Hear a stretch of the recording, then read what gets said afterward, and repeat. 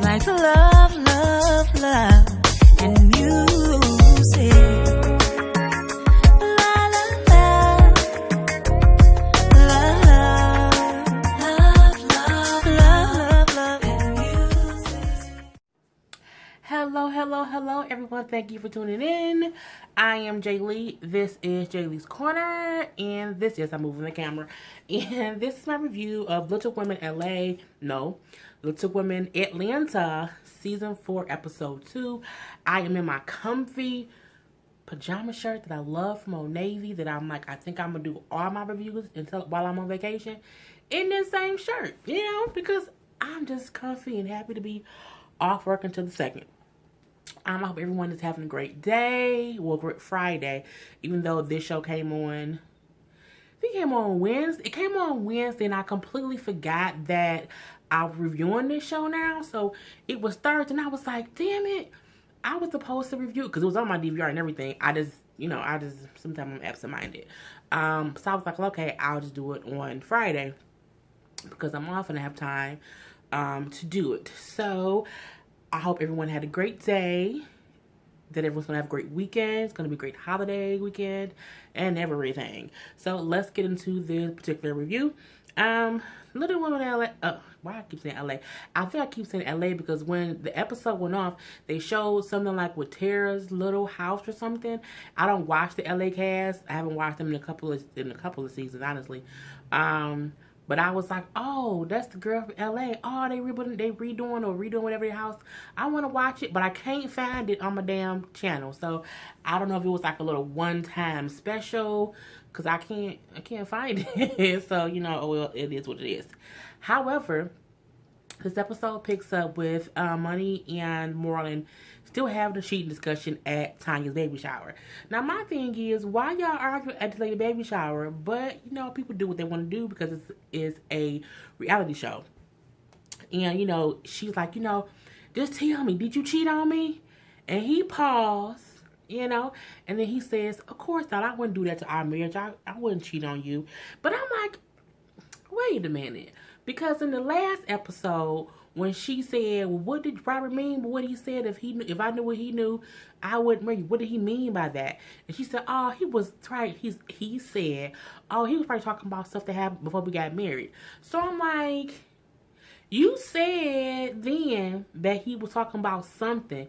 You didn't say then that he was lying. But on this episode, they show, I guess, I don't know.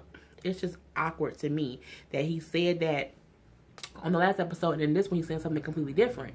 But I feel like he's also saying, I wouldn't cheat on you, we married, I wouldn't jeopardize our marriage, meaning whatever I did before we got married is kind of, it don't count. Like, oops, it don't count. You know what I'm saying? I get a pass. And I don't think that's true. I think she asking the wrong question. What she should ask his ass is, have you ever cheated on me even before we got married? Now, if she knows he cheated before they got married, and she is aware of that, because again, I didn't start watching this season until maybe 2 seasons ago. I did not watch season 1 or season 2. I think I watched maybe like the reunion of season 2. Then I watched season 3, and then we on this season. So, but yeah, I'm like, he said something different last time. So, you know what I'm saying? If you like it, I love it.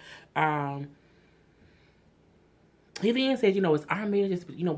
We need, it's our marriage. We need to keep stuff between us. We can't let nobody else come in and, put thoughts in our heads. And we can't allow other people in our marriage. I have 2 thoughts on that. That is absolutely true. When you are married, your marriage is between you and your husband and God. You can't allow people to infiltrate your marriage. That is completely true.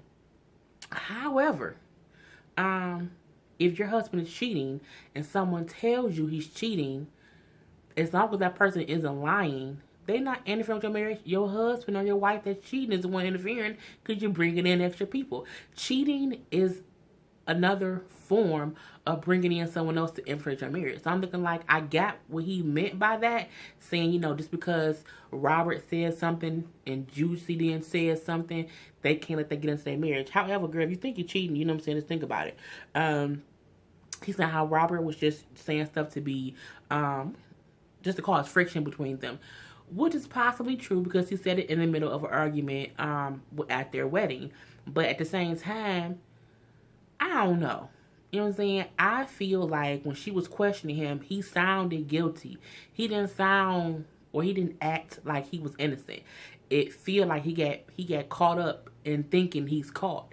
And how can I not admit to what I'm doing or what I did in the past? And but that's her marriage, that's her husband. If she like it, if she like it, I love it. And he then said to her, you can't, when you ask me something and I say whatever, you can't go against what I tell you. And that is also true. A husband and wife should not take others' word over anything. If I ask you, did you do A, B, and C, and you tell me no, as my spouse, I should believe you because I shouldn't put anyone above your word. And plus, for me, I think if you just say, hey, he was cheating, but you don't have no proof, I can't believe you just because you said it. You know what I'm saying? All I can do is get the information, ask you the question, and then see where it goes from there. But my thing is, if I ask you the question, and if you just don't seem like you're telling the truth, I'm going to say, okay, but trust and believe. My eyes and ears is open for any and everything that you're going to be doing from now on. Point blank, period. He then says how he tired of Juicy getting involved in their marriage because, she's like, well, she was just calling him, for me because she my friend or whatever, and he don't like it. So the whole time, Juicy and them over there looking like, can y'all hear them? Like, Juicy trying to eavesdrop. He said, I'm going to go talk to Juicy. So he go over there, and he basically checks Juicy. He lets her know, I don't appreciate you calling Robert. You had no right to call him. He is absolutely correct. Well, no. Because if I think Karla man cheating, and somebody tell me something, Karla my best friend, and somebody tell me something, I will probably call that. I would get, but see, I'm not going to just take one person's word for it. I need some proof. You can't just tell me something going on and you ain't got no proof. I don't want to go back to my best friend with hearsay. Because the thing is, hearsay is what get people in trouble. If I hear something, then I'm going to take it to myself and figure out, is it worth saying something based on one person's thing? No, I need a photo, I need some video, I need a Snapchat conversation, something. Because anybody can really say, oh, more than cheating, and then it can ruin the whole marriage, and it might not be true, but I think it's true, but I ain't gonna say nothing about that. But he tells Juicy, you need to worry about Juicy, not worry about us, not be all up in our marriage. It's true, you know what I'm saying? Even though Juicy was, as she said, she was just doing it to protect money because that's her friend. I get that completely. But at the same time, and that's the issue when you have a friend who something, it's like, should I tell them or should I not tell them? Because if you tell them and then they stay, their spouse or significant other is going to be upset with you because you didn't cause some kind of conflict within the union. So that's my thing is, you have to do your due diligence and get more than hearsay before you take it to your friend, because you want your friend to get all the information first. Like, you want to give your friend all the bullets to the gun before you allow them to shoot. You know what I'm saying? Because you can't give somebody an empty gun and say, hey, go to him and say that he cheated, but ain't no bullets in the gun. You can't shoot nobody with no bullets at all. So before you know what I'm saying, say, oh, this is what I heard. No, give them some more proof. Give them all this, give them receipts. Okay, receipts is the word for 2018. Anyhow, from there, more like, I'm done talking, I'm leaving. And I don't think he was too extra to Juicy. I mean, he just said his opinion. Juicy looked offended, but I mean, sometimes that's what happened when you interfere in your friends' stuff. They do get pissed off, and he kind of be like, I don't want, don't be doing this. Get your, man your own business. Worry about your own stuff. It's just what happens, and it is what it is. So, yeah. Andrea and Chris are basically in the park. This is a quick scene. I mean, I'm confused because she in the park talking about her ear is hurting and how she was younger. She had a tumor, and they had to remove the tumor because it could, paralyze half your face. That's when she was a kid. She's a grown adult now, and she's saying that since they came back from Puerto Rico, her ear has been giving her issues. And she said now it's to the point to where it's like pus and stuff, and it stinks. I'm like, I mean, isn't there stages before pus and stinkiness that make somebody go to the doctor? I don't know. Like me, like with my abscess thing, it didn't stink at all. It wasn't no pus at all. Like, it just got big and hurt. And I'm like, okay, I need to go to the doctor. And for Andrea, she was saying like, it was painful, it was hurting, but she just didn't do anything. Girl, you gave yourself an infection. You infected your damn self because you waited too dang on long. So Chris was like, you know what I'm saying? You need to go to the doctor. I don't know why you waited this long to do anything about it. Go to the doctor, make an appointment. And I'm like, well, at least he telling her what she need to do. Because, I mean, was you not going to go to the doctor? Honey, I don't know. We see Tanya and Money shopping for a pool for her home birth. She's saying how she needs to have a second just in case person. Sam can't do it because Sam's getting too squeamish. So Money's going to be her second person in case Vaughn isn't there, if he's like at work or whatever, since she wants this whole home birth. And they talk about a little bit how, she's caught between a rock and a hard place between Marlon and Juicy, with them having arguments. And Sam and Tanya asked her a valid question when Money said, I asked Marlon and he said that it wasn't true, that Robert was just being jealous and just causing conflict. And then Tanya said, but do you believe him? Because that's the thing. It's like, do you believe him? And she said, well, I'm married to him. Meaning, when you marry your husband, you have to believe what they say, because you should never take someone's word over your husband. But you got to still be smart, Money. You got to still be smart. So, yeah. And then Tanya just kind of fakes as if she's in labor and scares the crap out of Money, which is very hilarious. But the way Money acted with this, her thinking Tanya was in labor, she shouldn't be the goddamn on backup. Because, honey, she already panicked, and that was the end of their whole scene or whatever. We then see Sam and Minnie meet up. Minnie's talking about how she's still doing good on her diet, even though it's difficult. And then Sam brings up how she's been kind of stressing out. Well, Minnie realizes something, like she just looks like sad and depressed and stuff like that. She's like, girl, what's wrong? So Sam admits that it's been kind of hard, making the whole move to Atlanta. My clientele isn't where I want to be. I have to build my clientele back up, being here now. And then she says, and also, I'm losing my hair. She's like, hair loss runs in my family, and it's kind of hitting me, and it's kind of just making me insecure about my hair because it's getting thin and thin and thin. Minnie, duh. Minnie then says, well, Jasmine. I don't know who Jasmine is. I'm assuming she's somebody from the LA cast. I said, well, she, had the same issue, and she wears wigs. So, maybe you can talk to her, and she can let you know, what her stuff is. And so, yeah, that's what they end up doing. We see Jasmine comes to town. Minnie gets her from this airport or whatever, lets her know, hey, Sam's having this issue with her hair. She's thinking about doing wigs. I thought you could talk to her and kind of let her know, how you did things and whatnot. When they then go look for wigs, okay? And they go wig shopping. And, I mean, she seemed open to it, but she still seemed like a fish out of water. Because, if you've never worn wigs, like, I wore, like, half wig when I was, like, in my early 20s. Because sometimes, I would go out a lot. And I didn't feel like always doing my hair. Because I'm a ponytail girl, like, all day. So, I would have, like, half wig. So, it would be, like, the front of my hair would be, like, this pushed back. And I'll just have longer hair. Not long, well, it's like the same length for my hair. But, I'd have to do my own hair.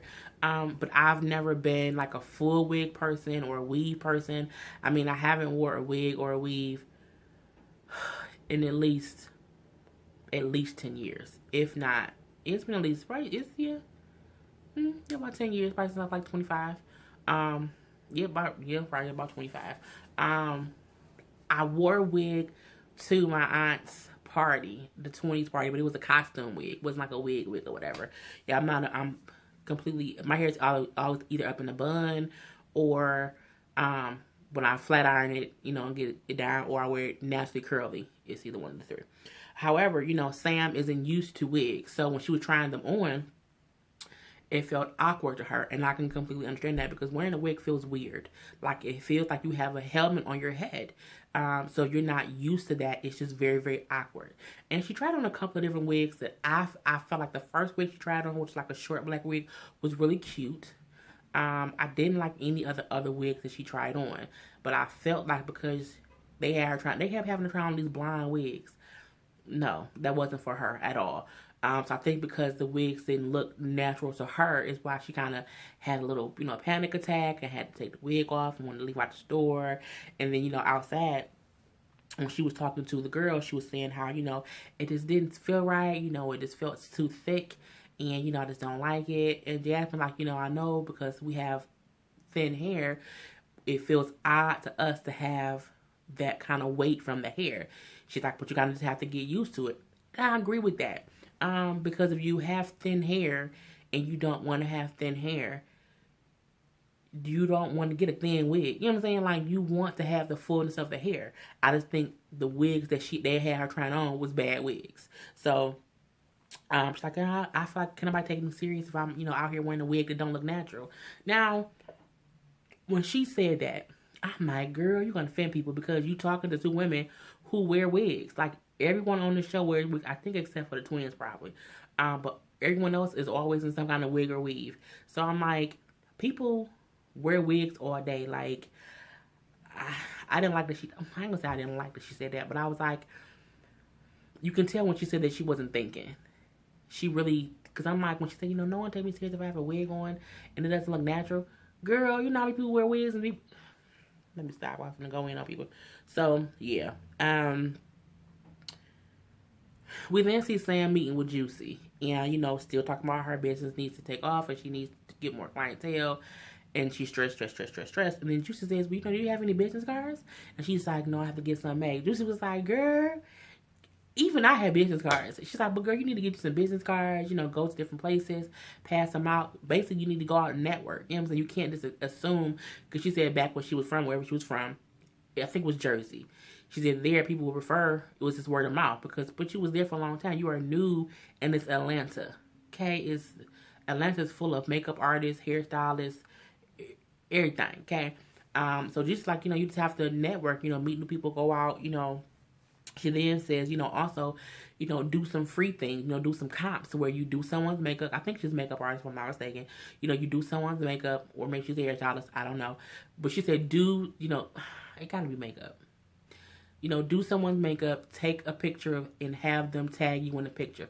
Genius. Honestly, genius. And sometimes I think people forget that they think, okay, I want to get paid for doing this. But sometimes you have to do a couple of free things just to get yourself advertised. Because my thing is, if you do someone's makeup or hair or whatever, or you style somebody for free and they boast about you and you have like multiple well-known people, or not even well-known, just people who have like a lot of followers on Instagram or whatever, it can garner you clients. So yeah, that's why I be like, look, I need y'all to share my videos on y'all Facebooks so people can come see how wonderful I am. See how that works? So, from there, she does ask, she was like, what was up with the whole issue with the baby shower? And, she like, do you feel like you overstepped? Juicy said, hell no, I don't feel like I overstepped. I said, well, okay, Juicy, I guess, it was just funny when she said, hell no. I said, girl, bye. She did say that she did not expect Morgan to act like that or have that kind of reaction. But I'm a firm believer. When you do something to someone, you can't control how they react to you. You know what I'm saying? Like, because in a way, you got him in trouble. You know what I'm saying? One way or the other. So, because she said she felt like he was disrespectful, that she felt like she said she didn't like how he came at her. From what I saw, I mean, he wasn't really like at her. I think this what he said what he said and he meant it and that was it. And I think she probably just didn't like that he did that. I don't know if they didn't show more of him maybe yelling and screaming if he got close to her or whatever. I don't know that. But from what I saw, I didn't think he like overdid it. I think he was a person who was pissed off and he checked the person who did something. It is what it is. But she said she did it just because Monty wanted to know that she needed to know. But she didn't do it to cause any tension. But that's what happens when you tell your friend they made cheating. You have to deal with the consequence of what if the friend don't break up with him. And if he say he didn't do it, and then you going to be the person who he going to be mad at. That's, sad. Next we see Andrea and Amanda at the doctor's office because she's finally getting her ear looked at. And, how is everything going with Chris? Is he, helping out and stuff? And she's like, oh, yeah, he's doing... I'm not going to tell you my voice. She's like, yeah, he's doing great. He's helping out a lot. And then Amanda's like, yeah, I saw at the at the baby shower, he was very attentive with Aubrey. He was like really there for her and stuff, and that's kind of cool. I hope you continue to be a changed person because you have so much on your plate. And then Amanda was like, oh my god. And I'm like, why is she looking so tired? She's like, I have to tell you something. And Amanda was like, what? And she was like, I'm pregnant. I'm like, bitch, again? Girl, look.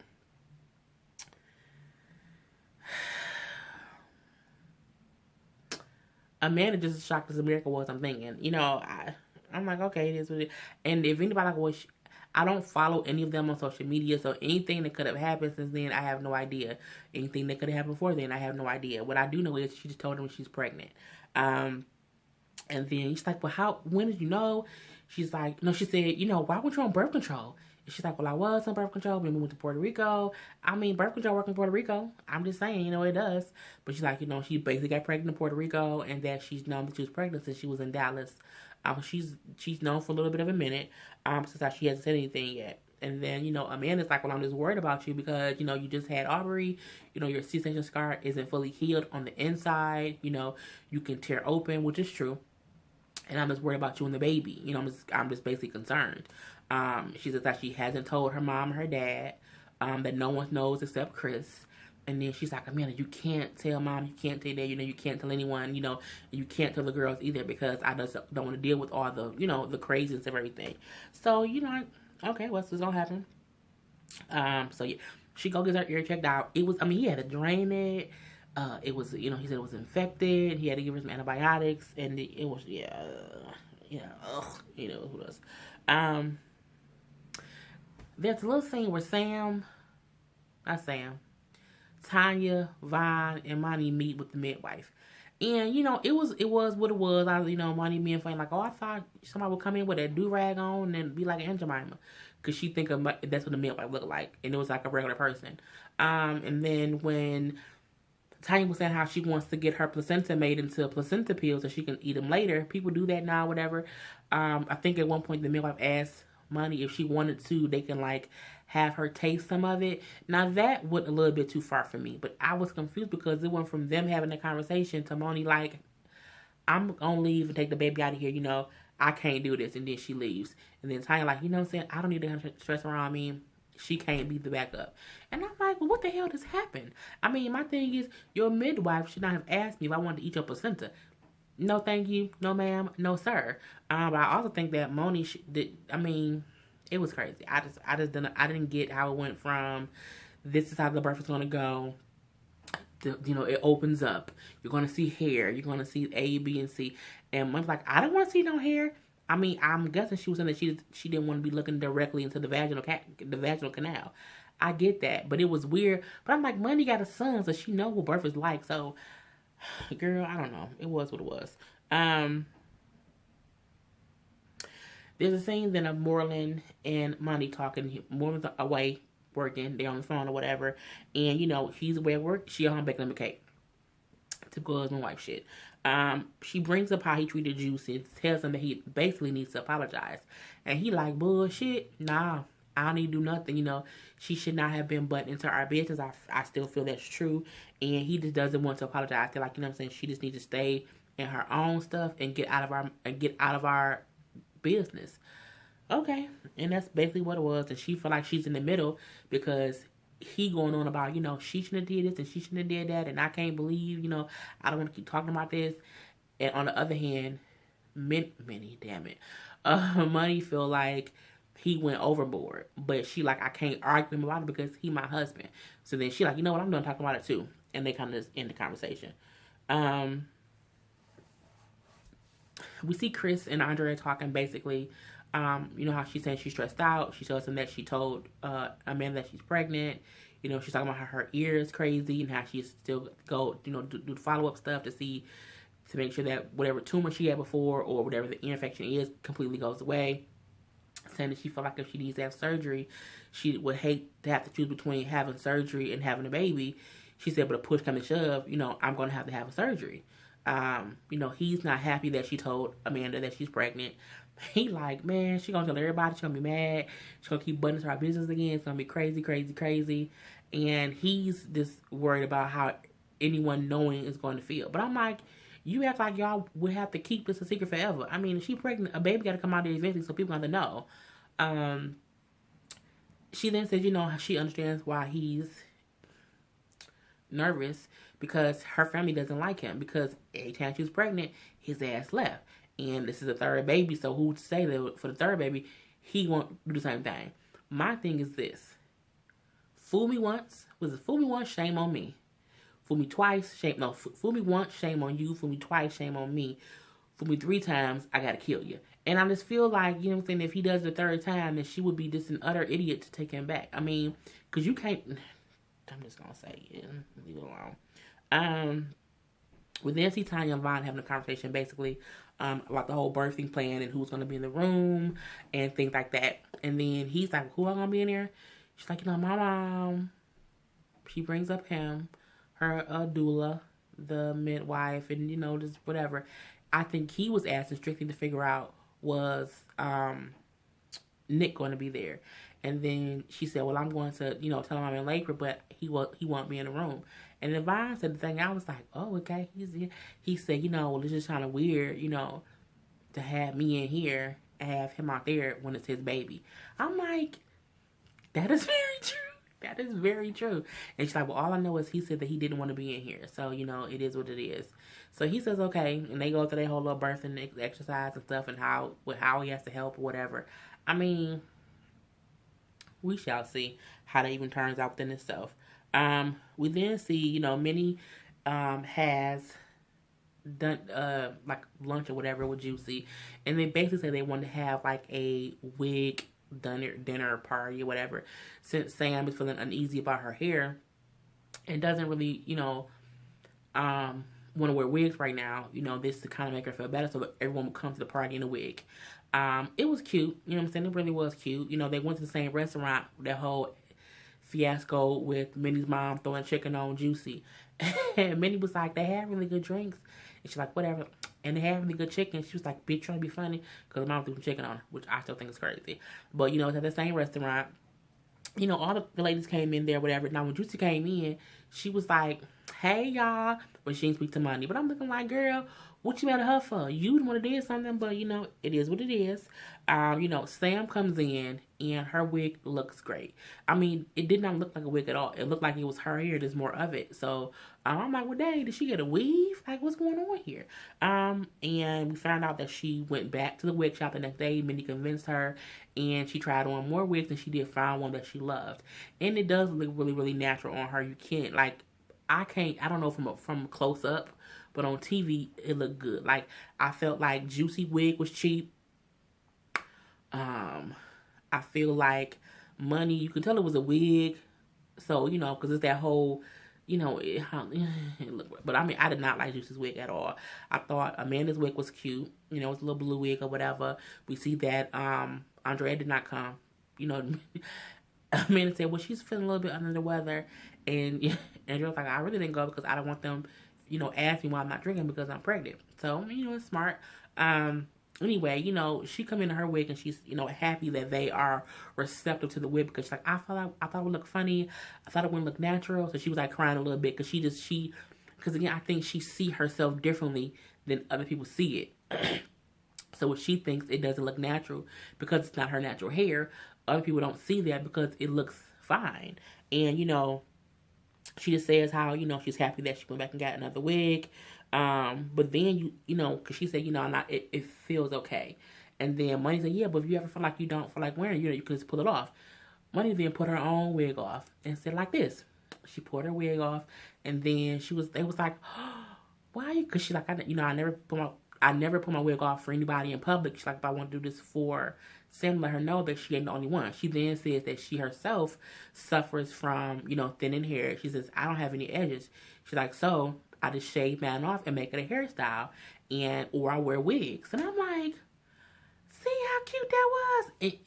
A lot of people suffer from, just hair issues. So it was a cool thing to see Sam get it from different people that are going through the same thing, who wear wigs and they all just have to, you know, make do for what it is. And at that point, we then see Money she basically apologized to Juicy, saying, you know what I'm saying, I'm sorry I'm gonna act like that towards you. You know, you're my friend, and I don't have nothing against you, and I thank you for doing it. But you know, he just overreacted. And Juicy to say how, you know, she didn't know how Money would react to her telling her, and she didn't know how Morning would react either. But she had the best intentions in what she did, and they kind of made up, and that's what it was. And that was the whole episode. So I hope you guys enjoyed. I am about to watch Married to Medicine and review that as well. So I'll be back later with that. And I am Jay Lee. This is Jay Lee's Corner. Peace.